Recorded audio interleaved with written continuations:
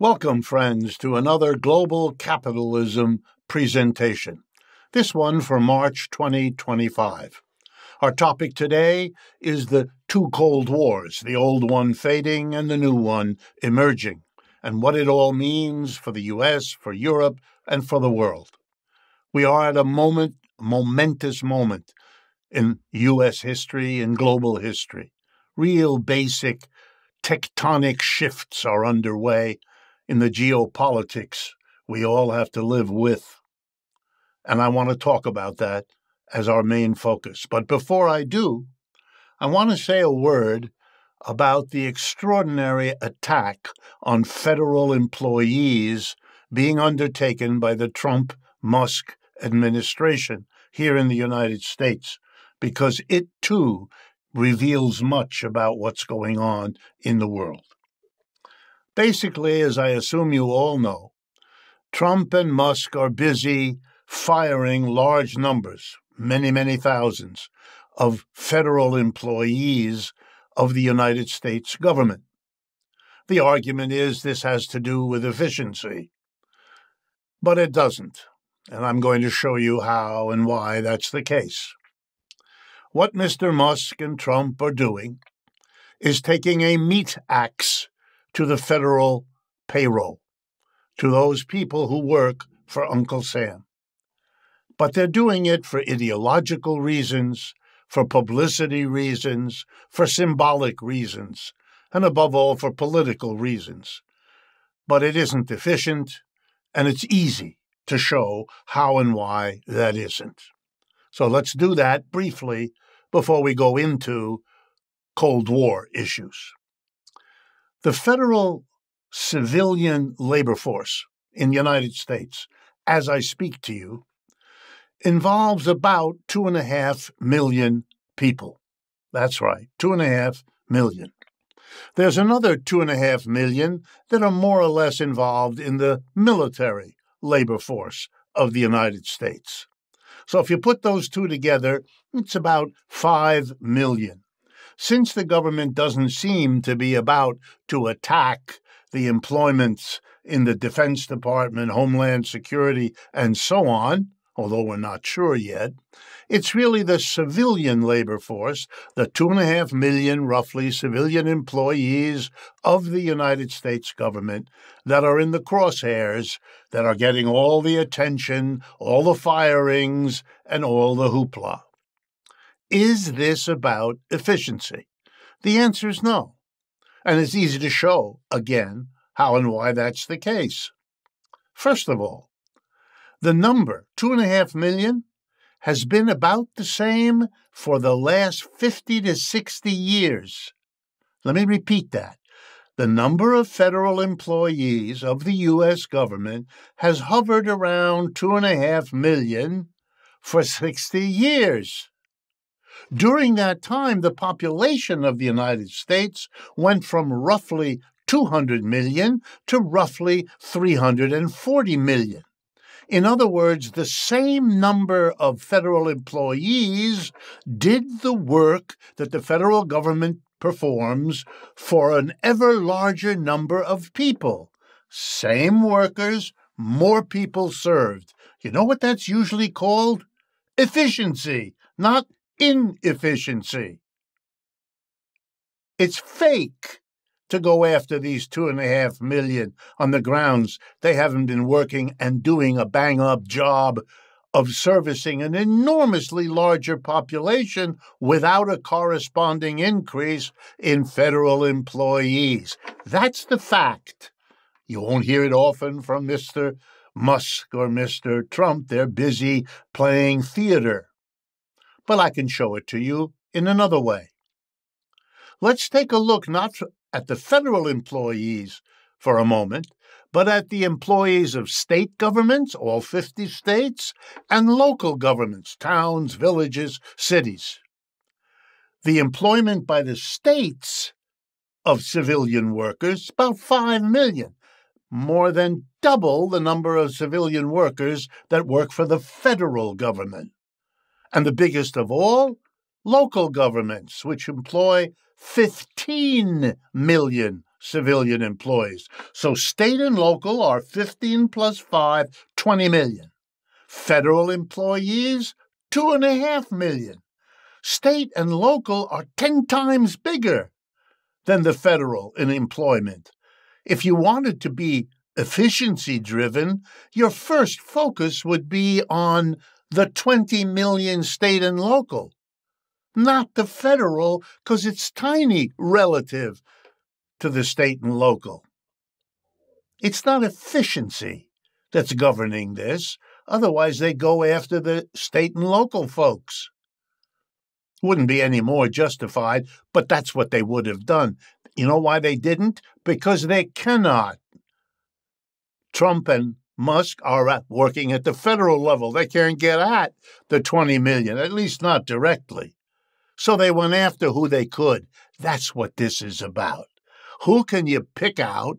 Who can you demonize? Who can you scapegoat to pretend you're doing something? You're not. And you're certainly not doing anything efficient. Let's be clear. If you fire tens of thousands of people across the federal agencies of this country, which is what they're doing, here's the two messages to the people who are left, the ones who didn't get fired. Number one, your job is a lot less secure than you thought it was, because you could be next. Number two, you're going to be asked to do the work that used to be done by the people who are now fired. You know, in industry, this is called speed up. More is going to be asked of you, but no one is going to be offering you more pay for doing the work of those who are now fired. More work, speed work, less security, that's what you're giving to the people you don't fire, and they are going to fight back one way or another. Workers always do. There's no free lunch. You can't hurt the working people of the federal government without blowback. But they're not telling you about that. They're not worrying about it. And they certainly don't care about the diminished services these now insecure, overworked public employees are going to, of course, deliver to us. Friends, here's the story. It's got nothing to do with efficiency.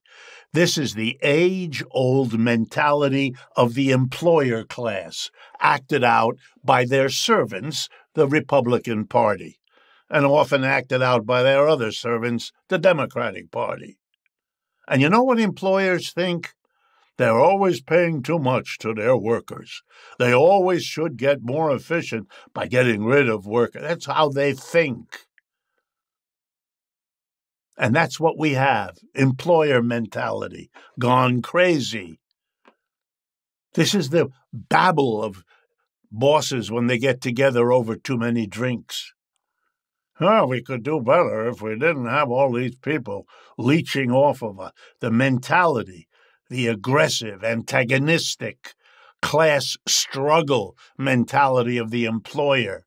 Seeing the employee, as always, ripping them off and wanting to, in turn, beat them to it by ripping them off. We live in that kind of society. And what we're watching is the servants of the employer class act out their fantasy.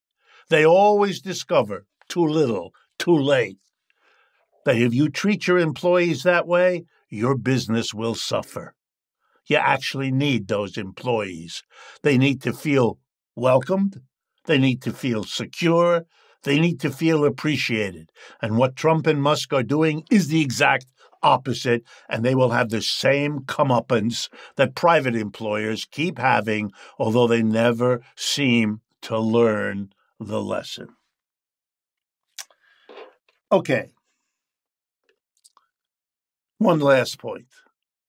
If you work for the private sector, or if you work for the state governments, or the local governments, don't think you're going to escape because Trump and Musk are focusing their public relations efforts on federal workers. All those federal workers that are fired, where are they going to go? They're going to go to wherever there are still jobs. They're going to look for jobs in the state government, in the local government, in the private sector. And when they go looking for jobs there, they're going to discover that people are already working there. So they'll go to the employer one way or another, and they'll say, I know you have John or Mary working here in the state government, the local government, in the private factory, in the office, in the store.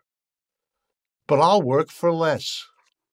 I'll work longer hours. It's well known. That's what economics teaches. If you shift workers from one sector to another in a massive, sudden way, which is what Musk and Trump are doing, you drive down the wages and you worsen the working conditions in those industries to which the fired workers look for jobs. The program of Trump and Musk is an attack on the entire working class in the United States, and the working class needs to wake up, realize what's going on, and mobilize its considerable forces to resist and to fight back. Fortunately, that's what's going on. Okay, let me turn then to our major topic, the Cold War. And here we need to do, as we often need to do, a little history to make sure we understand what's going on. By Cold War, I simply mean the state of hostilities between the United States and its allies on the one hand, and the Soviet Union and its allies on the other hand. That runs roughly from the late 1940s, when it begins, to 1989-90, when the Soviet Union implodes and the Cold War comes to an end. It trickled on in ways I will describe in a moment, but those are the basic half a century, long time, 50-odd years. In that time, the Cold War was led and organized by the United States. That made sense because it was the most powerful nation in the world at that time. All of the other contenders for possibly being powerful in the world, Britain, France, Russia, Germany, Japan, and that's about it, had all been destroyed in and by World War II. So when the war is over, 1945, the United States is left standing. With the one exception of Pearl Harbor, no bombs fell on the United States. Bombs fell all over every one of those other countries. The percentage of our military as a part of our labor force, much smaller than in those other countries, and on and on and on. So the United States was in a position to shape the larger world that was much more powerful and much greater than any other country had. And the United States decided, as the dominant power, to do all kinds of things, to set up global institutions like the International Monetary Fund or the World Bank, which were heavily under the control of the United States, as they still are. The United States was in a position to make its own currency, the dollar, the world currency, which it was, and in many ways still is.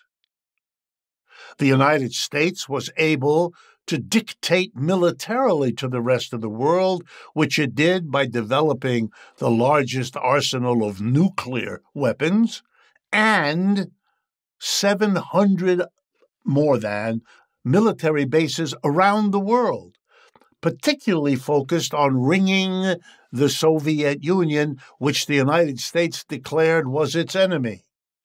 Which, by the way, had to be done because in World War II, from 1940 to 1945, Soviet Union was the ally of the United States, not the enemy. American and Soviet troops worked together to fight and defeat the German and the Japanese troops in that war. So you had to switch, which the United States did. And the Cold War enemy, the Soviet Union, and the bloc of countries called Eastern Europe, from Poland in the north to Bulgaria in the south, Warsaw Pact, if you like, that was the other side of that Cold War. Now, why did the United States do that? It did it because it served two key interests of the United States at the end of World War II. Number one was to use the language of our government, contain the Soviet Union, keep it blocked in over there in Russia, over there in Eastern Europe, and after a few years, after the Chinese Revolution, over there in China too.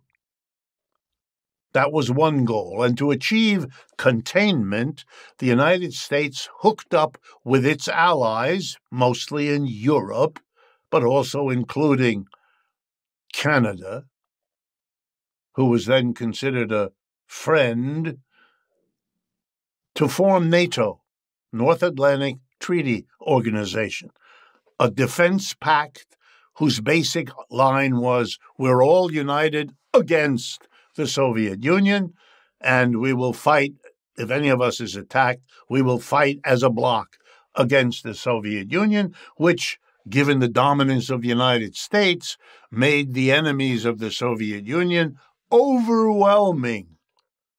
Certainly frightened the Soviets at that time and for most of the years since. But there was a companion not often understood, but should have been understood as core to the Cold War, and that was the repression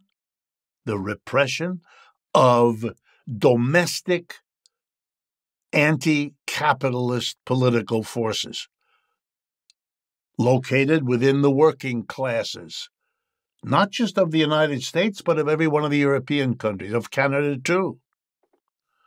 During the 1930s depression and during the wartime alliance with the Soviet Union, socialist and communist parties of various kinds had become much, much stronger in the United States than they had ever been, in Western Europe than they had ever been. They were real challengers for power.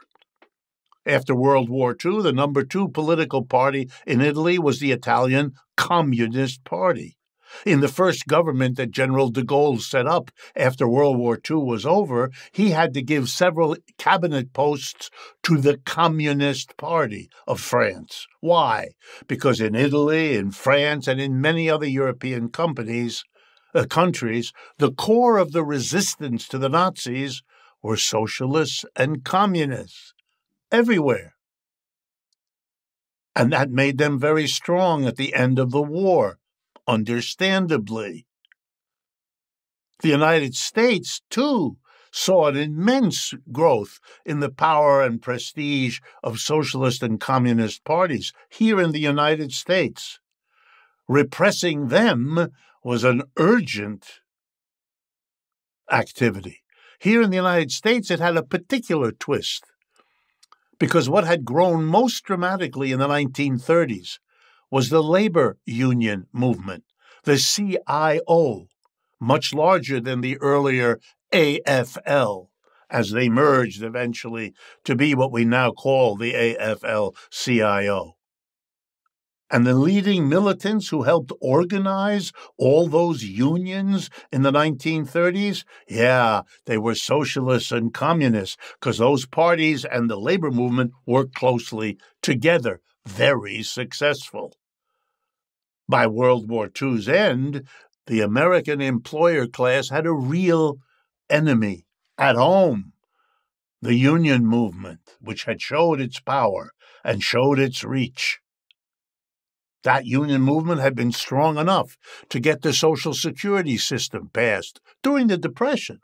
The unemployment compensation program passed during the Depression. The first minimum wage ever passed in America during the Depression. the first federal jobs program for millions of unemployed people. Yeah, during the Great Depression, when the government had no money, the labor movement and the socialists and communists all got together and won those programs. The employer class had to pay for them, and they were not happy.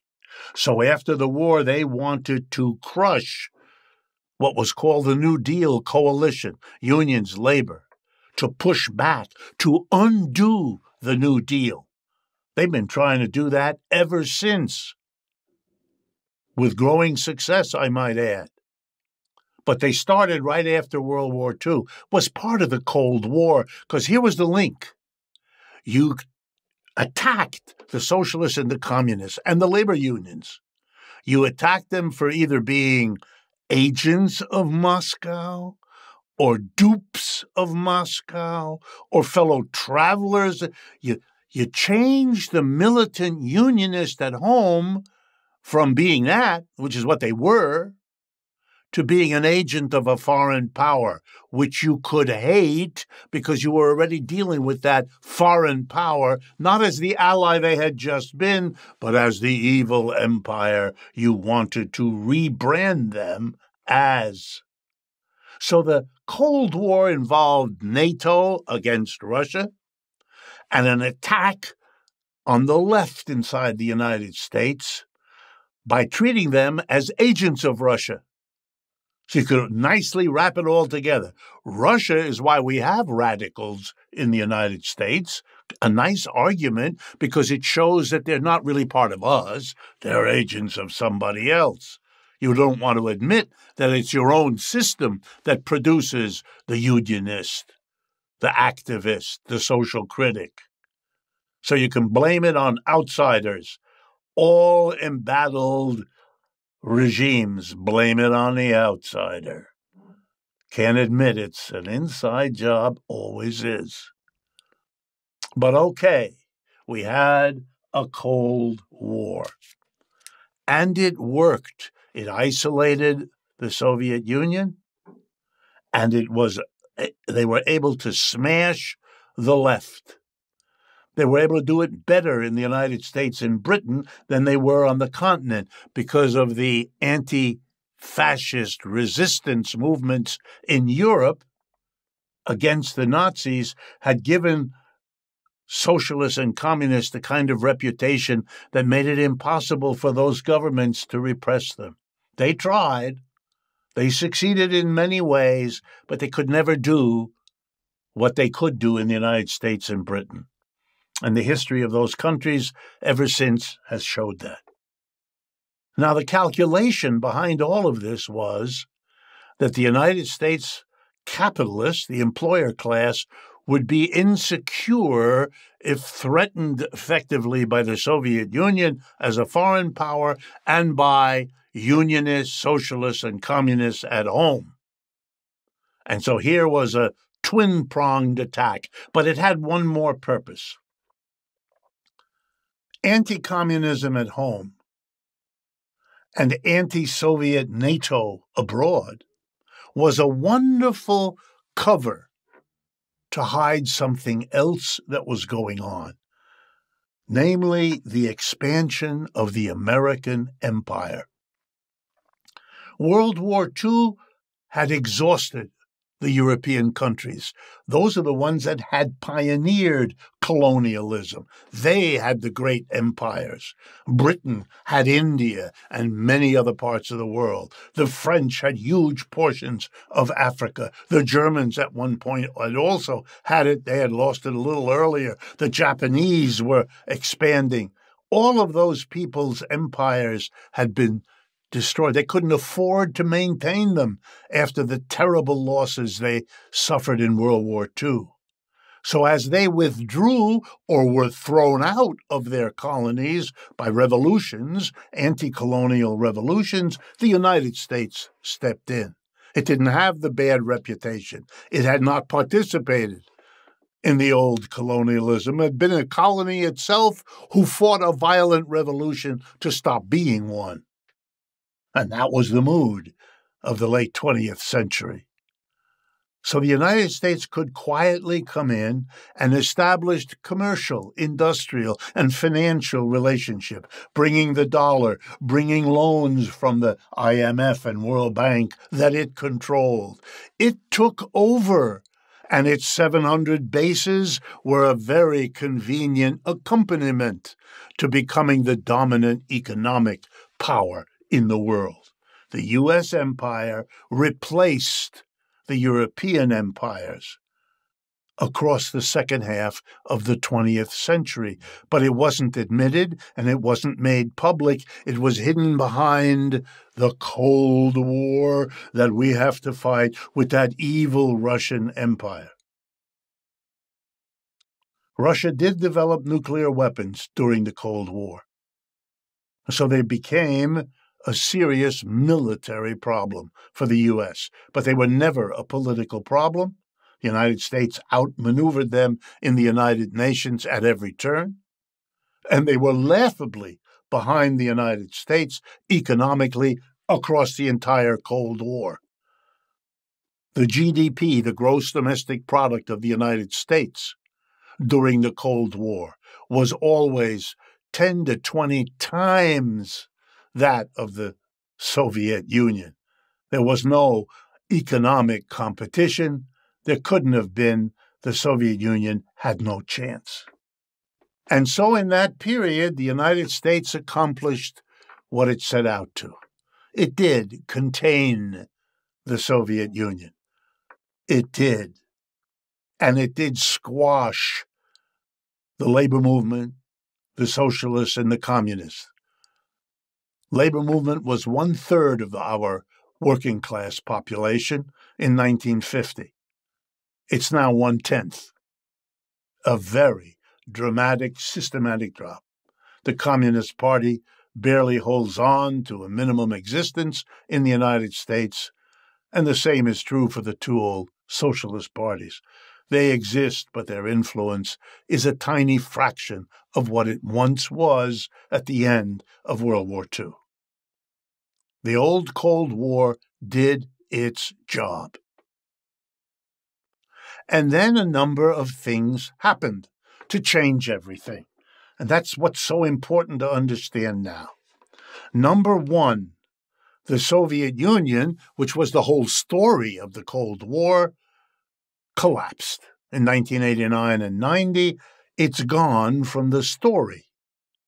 You can't sustain a Cold War against an enemy who isn't there. The Soviet Union went through a crisis period lasting several years, during which it gave up its socialist or communist characters and became another capitalist country. Yes, the government has a big role there, but it does in many parts of Europe. That's not unique to Russia. It does in many parts of the world, which are not called a Soviet bloc, never were, and aren't now. The Soviet Union became another, albeit big, European capitalist country with a large governmental sector. But it really shook up the whole idea of the Cold War, number one. Number two, the rest of the world recovered from all the damage done in World War II. Took them decades, but they did, led by, in the capitalist world, Germany and Japan, who really came roaring back to become the dominant capitalist countries other than the United States in the latter part of the 20th century. And then, even more dramatic, much more dramatic, the explosive growth of capitalist relationships in China. And by capitalist relationships, I mean the employer-employee way of organizing business, whether that's in a private enterprise or one owned and operated by the government. If you hold on to the minority of executives and leaders and capitalists, it doesn't matter whether they're state employees or private people, the relationship in production between them and the mass of employees is quite similar. That's why we call one of them private capitalism and the other one state capitalism. Socialism sort of gets involved with state capitalism, and you have to be a little bit more complicated. China holds on to employer-employee relationships, but it also has the right, as it does, to claim that it is socialism with Chinese characteristics. It's a little bit like Scandinavia was socialism with Swedish characteristics, or Germany is socialism with German characteristics, and so on. My point here is that the changes that happened, particularly at the end of the 20th century, were the beginning of the end of the old Cold War, and we're now living at the end. Here were other changes that played a role. The United States empire began to shrink. Its place was taken, particularly in the last few years, by the rising economic power, strength, and wealth of China. For the first time in a century, the United States has a major economic competitor. The Soviet Union never was. China is. And China, with its allies, the BRICS, is extremely formidable.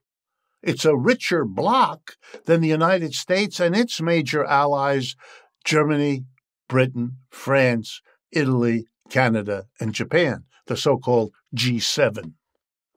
They are a smaller economic unit than China and its BRICS allies, and the whole world is now adjusting to the change.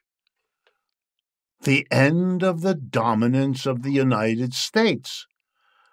It itself, the United States, cannot afford the cost of its shrinking empire. It tried to hold on in Vietnam. It was defeated.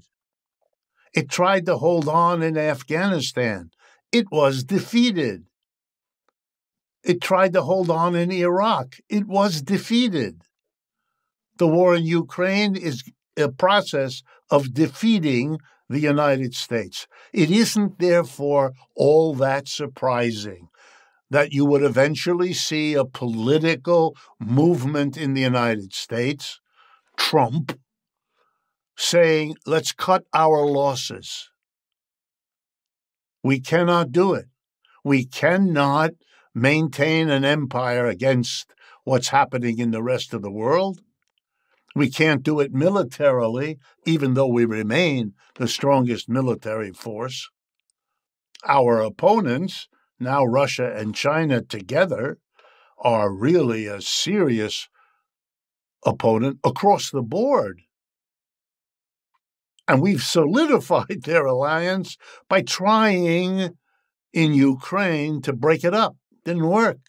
Had the opposite effect, strengthening that side of the divide.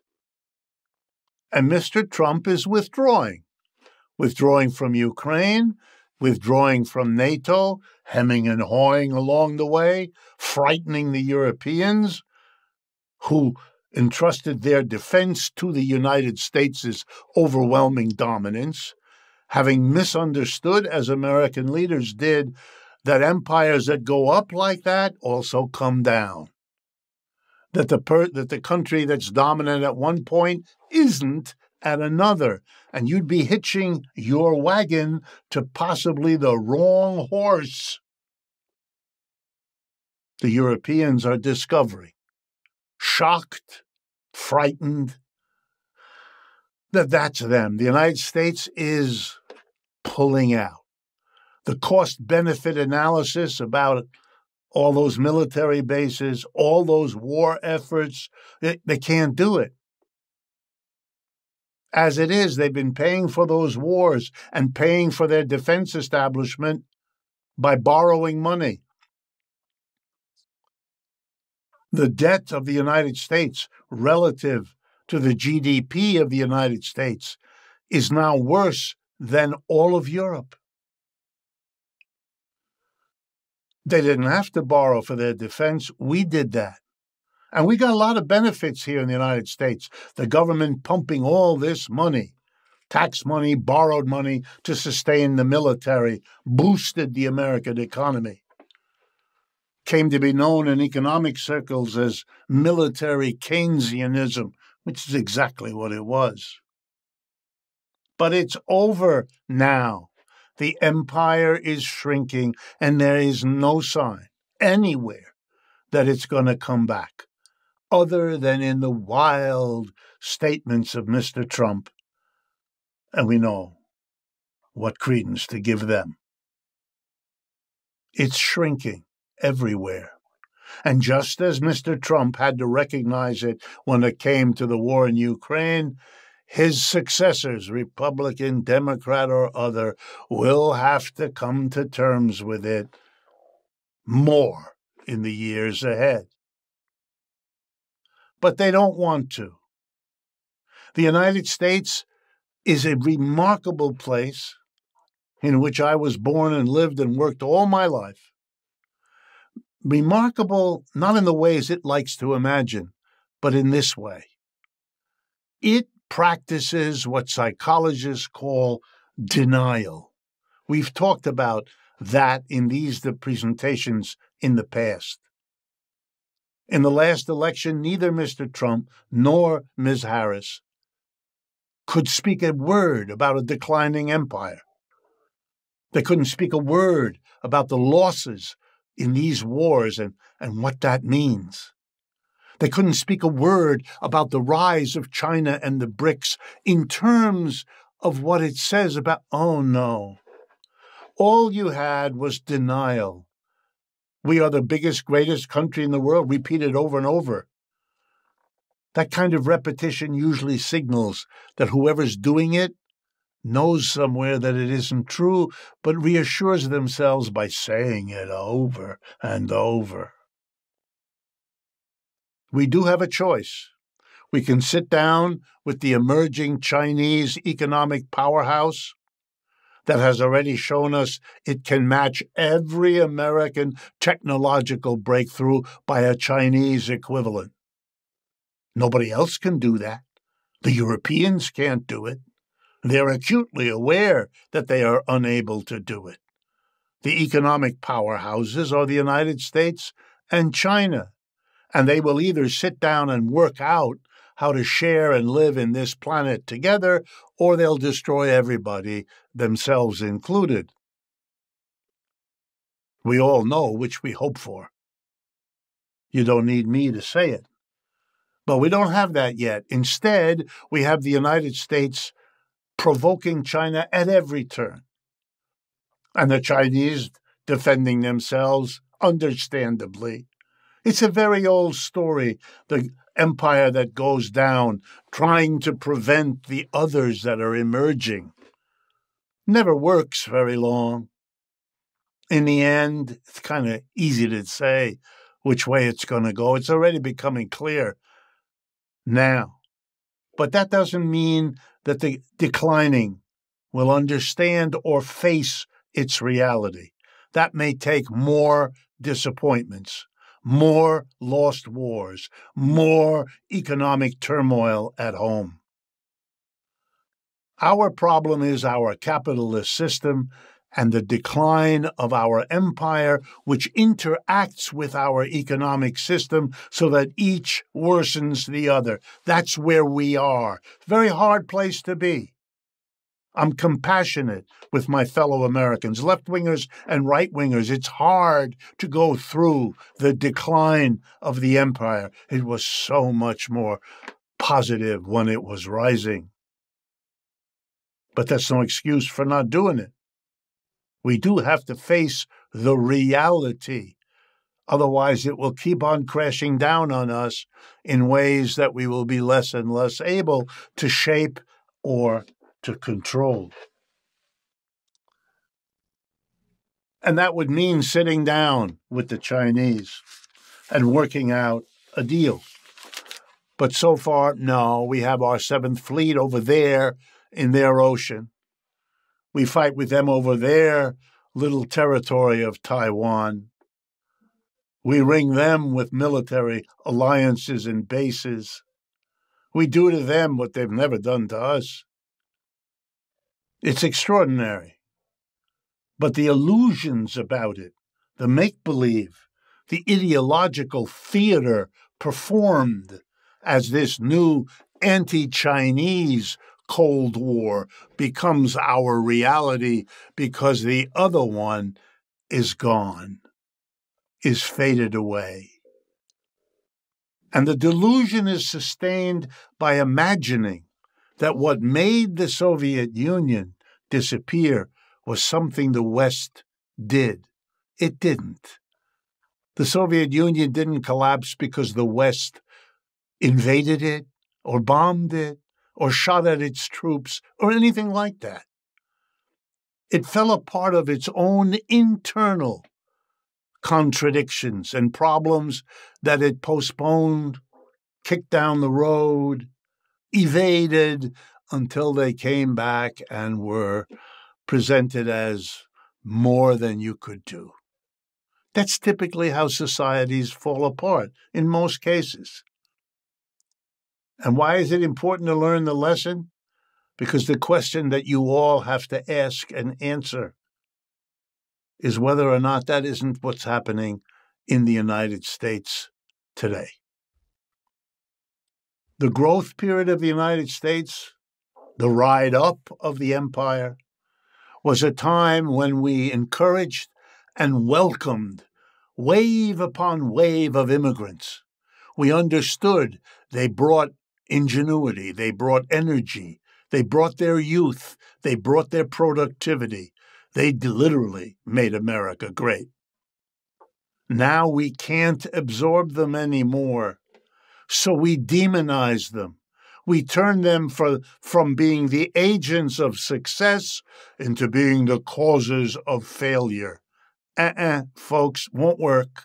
Sure, you can deport them, but it's a sign of America's lack of ability to absorb them the way it once did.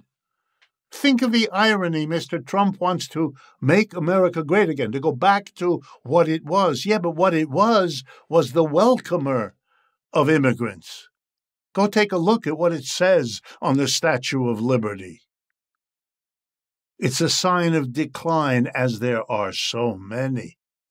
The divisions in our society, the hostility, the fact that serious people in other ways would get excited about a government that whacks the 2.5 million federal employees only because it can't get at the 20 million state and local public employees. Has to pretend it's doing everything for efficiency. No, it isn't.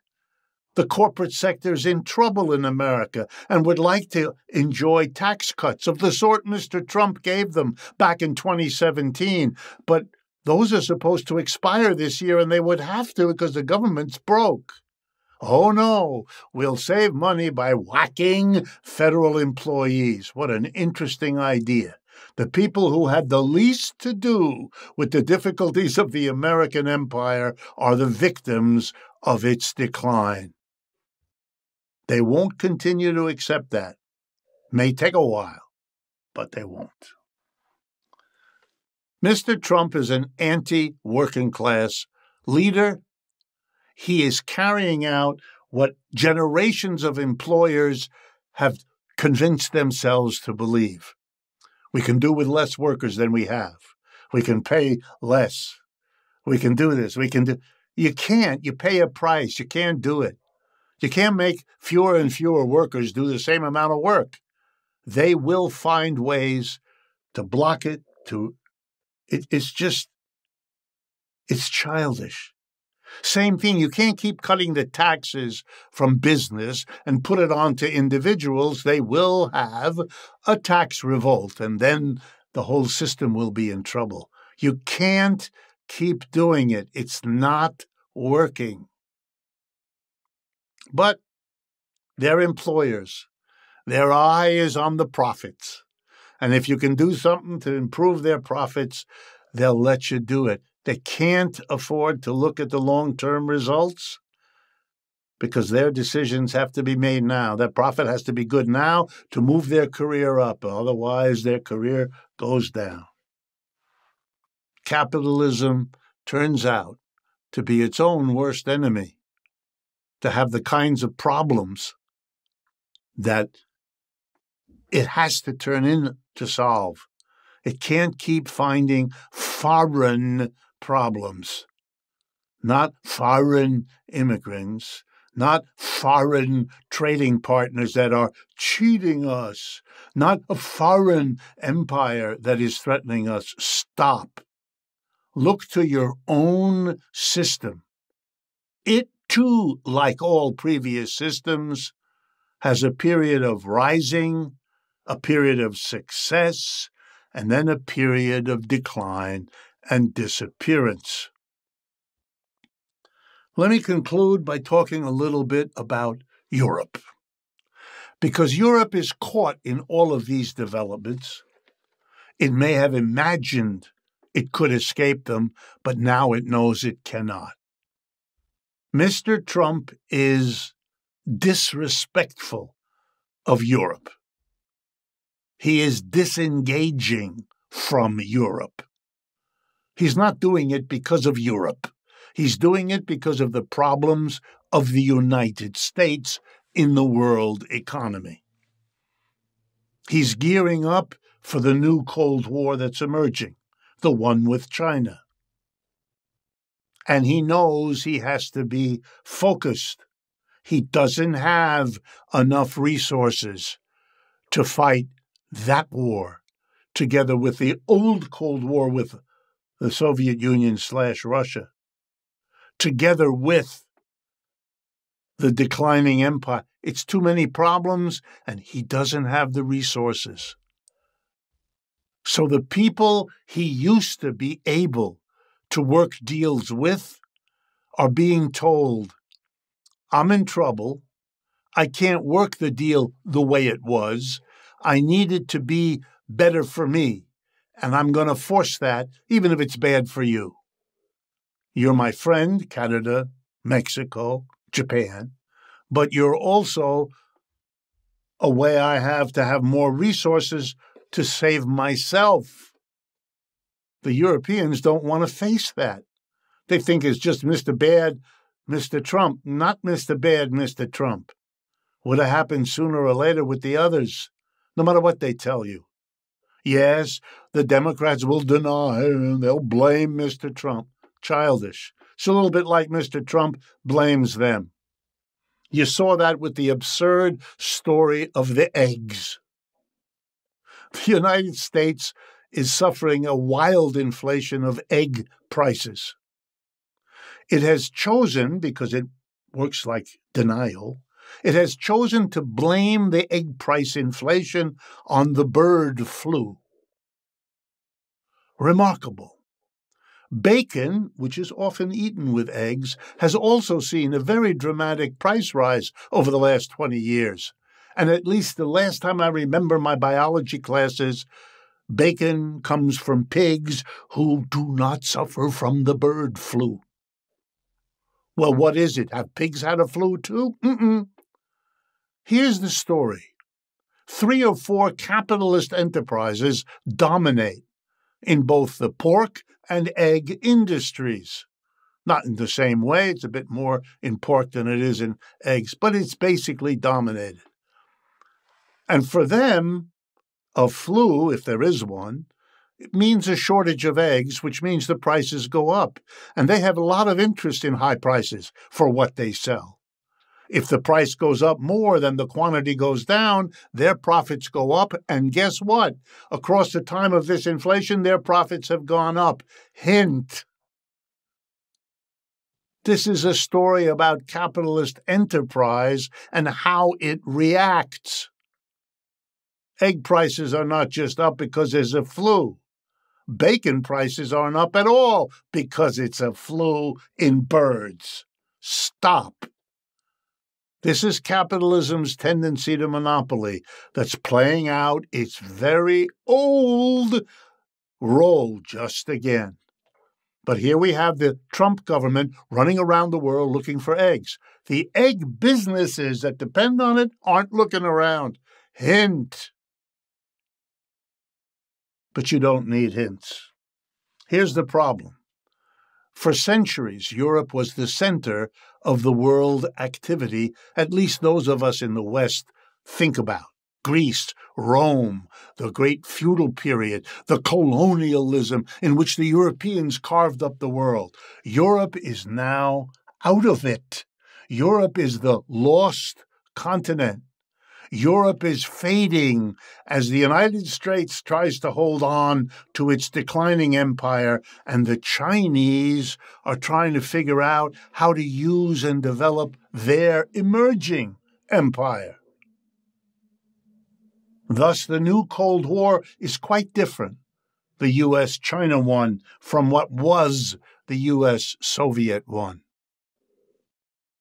Very different, even though the word Cold War applies in both cases, the fading old one and the emerging new one. But they leave Europe lost. And if you look at Europe now, you will see that.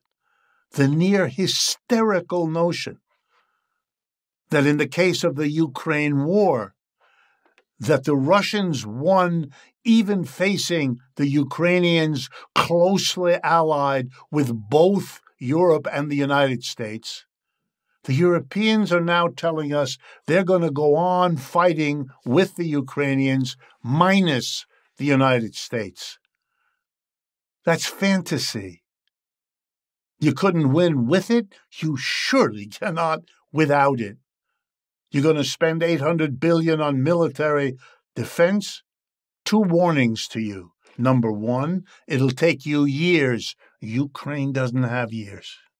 Number two, you can only pay for that if you gut the welfare systems of Europe, which are the pride and joy of those people, and they will not give it up without an immense fight that you're just not facing, and which, in all likelihood, you will lose. Europe is in an incredibly difficult spot, one they chose, particularly the leaders now who were the ones who love to proclaim themselves as the close allies of the United States. The United States is going down as an economic empire. If the Europeans are not careful, they will take them down and indeed use them to cushion their own decline. The Europeans don't know how or where or when to begin to develop an alternative strategy to the one that they are being caught up in because they're not one of the two major economic blocs. The United States is showing it's willing to take its chances alone, using up the resources they used to share with Europe, more confident that they can make it without those alliances than with them. Mr. Trump is very confident we will do better cutting our relationships with Canada and Mexico than we would have done had we maintained them. That's the break with Mr. Biden. It's always been a dispute here between the Republican approach and the Democratic approach to perpetuating, saving, supporting, and encouraging capitalism. The problem for both those parties is that that agenda is no longer adequate. They are faced with problems deeper than they're willing to admit, and therefore deeper than they're willing to address. They're caught, and we are caught in and with them.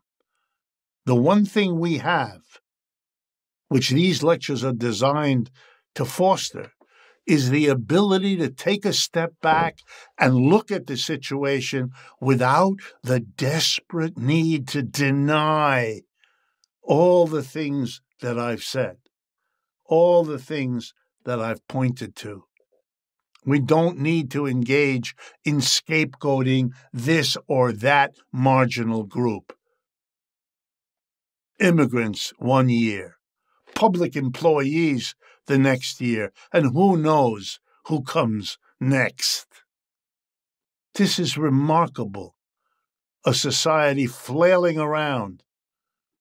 But we can make a difference by thinking straight, talking to one another, listening to analyses that go beneath the surface, not getting caught up in irrelevant theatrical details, but asking the basic questions and beginning to fight back, first at the level of understanding and then at the level of ongoing political organization.